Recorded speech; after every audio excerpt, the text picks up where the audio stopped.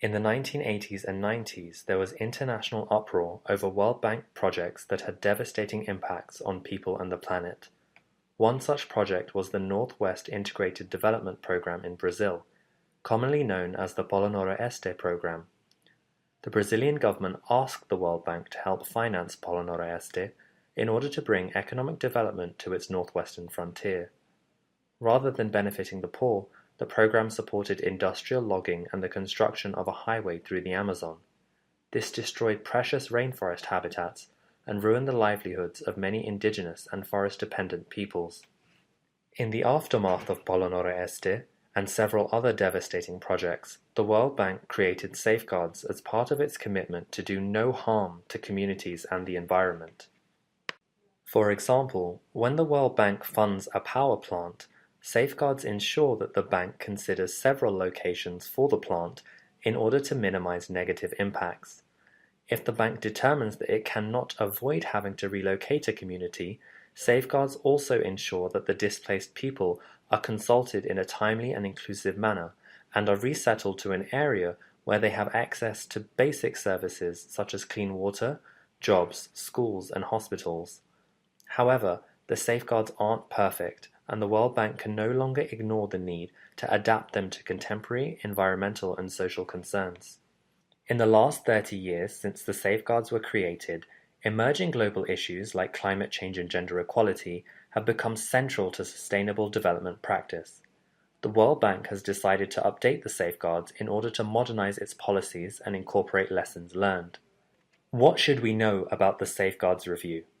In August 2015, the World Bank released a new safeguards framework.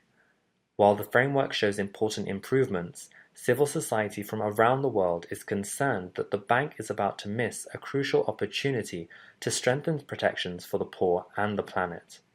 Here are some of the major issues with the new safeguards framework. 1.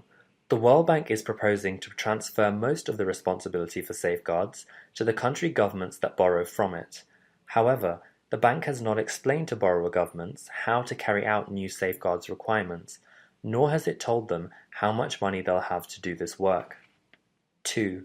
The new framework does not require the World Bank and borrower governments to fulfill certain safeguards before projects are approved. This means it's possible for a project to begin without plans in place to protect the communities and ecosystems that it will affect. 3. The new safeguards will only apply to the half of World Bank loans that support riskier infrastructure projects like dams, roads, and power plants. The other half of bank lending provides more general support to borrowing countries, for example, to improve their health or education sectors. While these loans don't usually pose an immediate threat to communities or ecosystems, governments are not as restricted in how they can use the money. Particularly in countries with poor human rights or environmental records, lack of safeguards put people and the planet at risk, with no way to hold the World Bank accountable after the loan has been spent. Why should we care about the safeguards?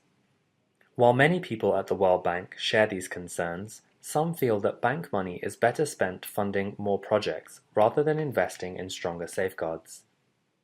Civil society is working hard to convince them that investing in strong safeguards means ensuring that women, sexual minorities, persons with disabilities, children, and indigenous peoples are more likely to benefit from World Bank projects.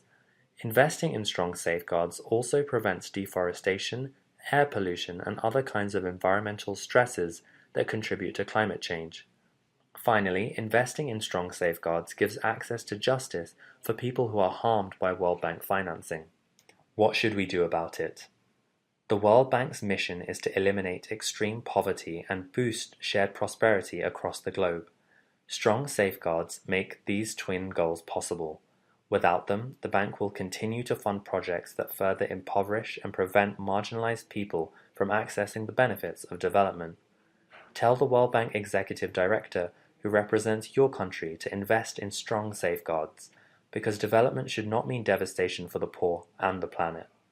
To learn more about the World Bank Safeguards Review, visit www.bankinformationcenter.org/safeguards.